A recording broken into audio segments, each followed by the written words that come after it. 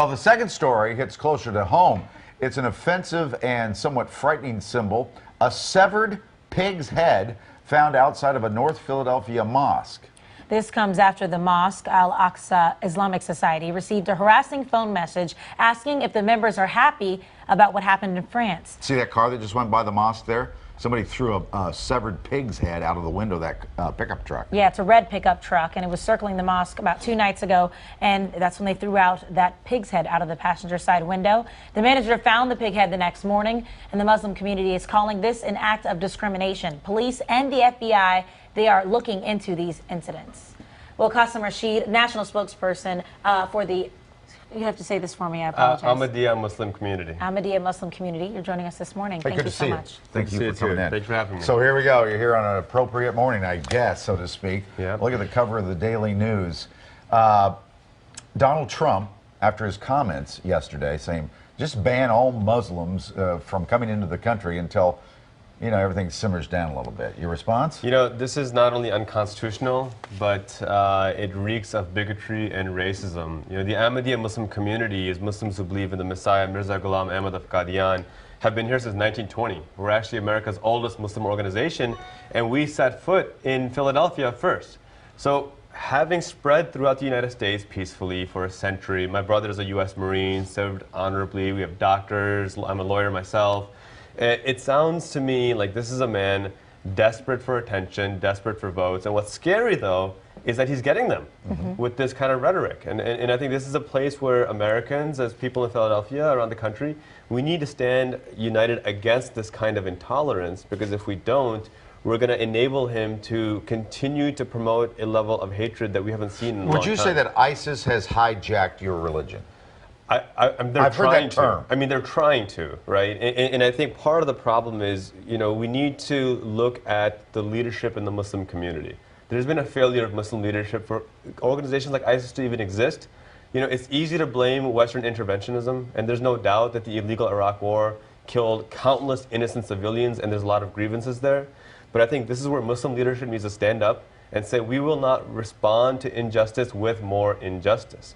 The head of the Ahmadiyya Muslim community, His Holiness the Khalifa of Islam, has been adamant that regardless of how we have been treated, we cannot respond with violence. True Islam condemns all forms of terrorism. It condemns violent jihad.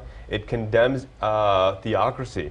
True Islam teaches separation of mosque and state, and this is the narrative that we need to have more often. And so many people have said that, saying this is not true Islam here. What you're looking at and what people are saying, oh, this is just all Muslims, it's not the same thing. No, it's not. It's not. And you know, ISIS represents such a minute number of Muslims. Their ideology is draconian, it's backwards, it's self-destructive. And for Mr. Trump to want to cease Muslim immigration, what he's effectively doing is he's giving ISIS more propaganda. More tools to radicalize youth, to convince them that America is somehow anti-Muslim. And my message to those young Muslims out there is America is not anti-Muslim, not by a long shot. Lindsey Graham, one of the candidates, actually, he's so far down the polls, he's getting some attention, but he said ISIS loves Donald Trump is what a statement he made over the weekend. But anyway, so why don't Muslims take out ISIS?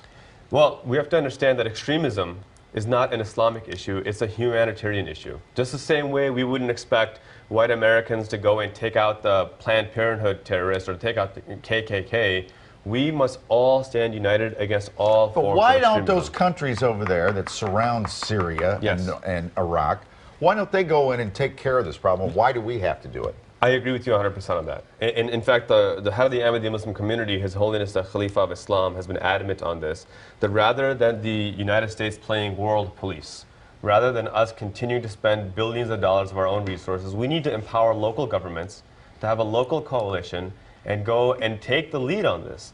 The other question to ask is, how is ISIS continuing to get its funding?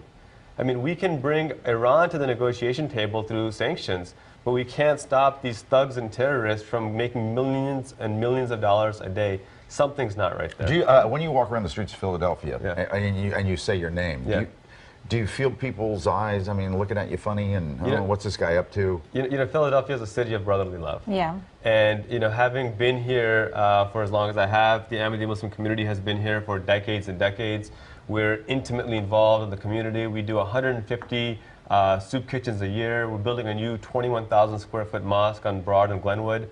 You know, we see our fellow Philadelphians as our neighbors, as our brothers and sisters, and we are asking them, you know, join us in this campaign for tolerance, for peace, for compassion. But even if you see them that way, do you feel like they see you differently, though? Are you ever concerned? You know, I only worry about what's within my control. Yeah. And what's within my control is treating people with love, with humanity, with compassion.